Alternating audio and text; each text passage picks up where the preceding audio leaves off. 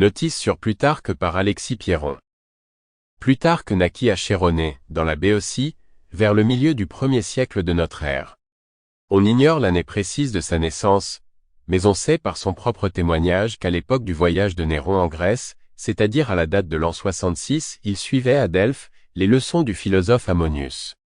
Il sortait, autant qu'on en peut juger, d'une famille honorable, et qui ne négligea rien pour développer ses heureuses dispositions naturelles. Il fut élevé dans son enfance, sous les yeux de son père, de son aïeul et de son bisaïeul. Son bisaïeul se nommait Nicarchus. C'était un vieillard aimable et conteur, et dont les souvenirs personnels remontaient jusqu'au temps des dernières luttes d'Antoine et d'Octave. Plutarque nous peint Lamprias, son aïeul, comme un homme éloquent, plein d'imagination et d'une douce gaieté. Il vante les vertus de son père, son instruction, ses talents, et il ne parle jamais de lui qu'avec une extrême tendresse, mais il ne nous a point conservé son nom. Il eut 2 frères, Timon et Lamprias, et une sœur, qui fut la mère du philosophe Sextus, l'un des maîtres de l'empereur Marc Aurèle. Plutarque étudia dans l'école d'Ammonius les mathématiques et la philosophie, et il s'y lia avec un jeune Athénien, descendant de Thémistocle.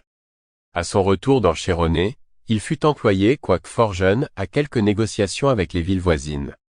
Il se maria bientôt, et il fut heureux dans son choix. Sa femme se nommait Timoxène. Elle était d'une des meilleures familles de Chéronée, et elle se montra, par ses vertus, la digne épouse d'un homme excellent.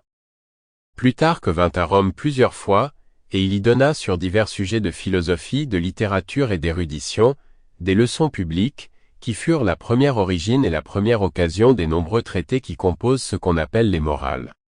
Tout ce qu'il y avait d'illustres personnages dans Rome assistait à ces leçons. Plutarque parlait en grec, comme faisaient d'ordinaire les rhéteurs et les sophistes venus de Grèce. C'était une langue qu'entendaient alors parfaitement les gens lettrés de Rome. D'ailleurs, Plutarque n'a jamais su le latin assez bien pour le parler. Il nous dit lui-même, dans la vie de Démosthène, qu'il n'avait pas eu le temps durant son séjour en Italie, de se livrer à une étude approfondie de cette langue, à cause des affaires publiques dont il était chargé, et de la quantité de gens qui venaient tous les jours s'entretenir avec lui de philosophie.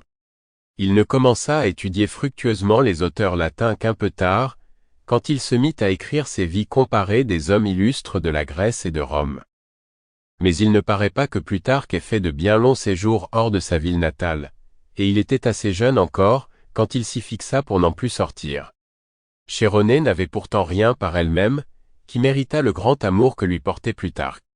C'était une ville petite, sans aucune importance dans la Grèce, et dont le nom n'y rappelait même que de tristes souvenirs. C'est sous les murs de Chéronée. Sample complete. Ready to continue?